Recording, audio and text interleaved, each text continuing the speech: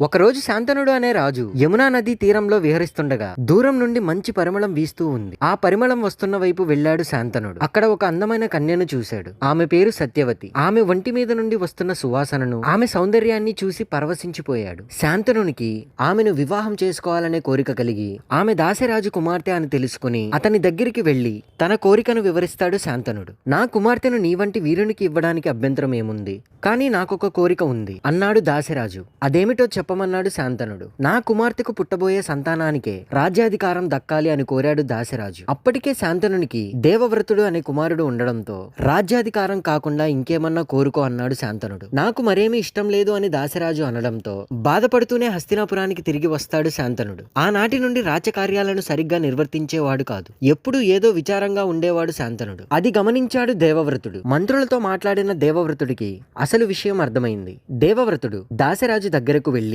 దాసరాజా, నీ కుమార్తెను మా తండ్రి గారికిచ్చి వివాహం జరిపించండి అని అడుగుతాడు దేవవ్రతుడు. నీవు నీ తండ్రి కోసం కన్యను అడగడానికి వచ్చిన ధర్మాత్ముడివి. అలాగే చేస్తాను, కాని నాదొక కోరిక. నా కూతురికి పుట్టే పుత్రులు సవతి కుమారులు అవుతారు. కాబట్టి ఆ దోషం లేకుండా చెయ్యి అని చెప్పాడు దాసరాజు. ఆయన మాటల్లోని ఆంతర్యం అర్థమైన దేవవ్రతుడు అక్కడ ఉన్న వారిని అందరినీ పిలిచి, ఇక్కడ ఉన్న రాజులు, మంత్రులు, సైనికులు, ప్రజలు అందరూ వినండి. నా తండ్రికి భార్య అయిన ఈ సత్యవతికి పుట్టబోయే పుత్రులే ఈ రాజ్యానికి వారసులవుతారు. ఆయనే మనందరికీ ప్రభువు అని చెప్తాడు దేవవ్రతుడు. కానీ దాసరాజుకి ఒక అనుమానం కలిగింది. దేవవ్రత, నీవు నీ రాజ్యాన్ని వదులుకున్నావు, కానీ నీకు పుట్టబోయే పుత్రులు వదులుకోరు కదా, వారు నీ మాటను అంగీకరిస్తారా అని అడిగాడు.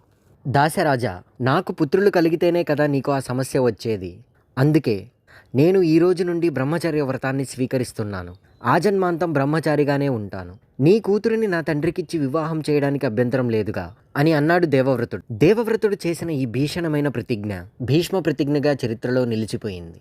ఆ రోజు నుండి దేవవ్రతుడు భీష్ముడిగా ప్రసిద్ధి చెందాడు. తన కుమారుడైన దేవవ్రతుడు తన కోసం చేసిన త్యాగాన్ని శాంతనుడు ఎంతగానో ప్రశంసించాడు. శాంతనుడు ఆనందంతో, కుమారా, నీకు స్వచ్ఛంద మరణం ప్రసాదిస్తున్నాను అని వరం ఇచ్చాడు శాంతనుడు.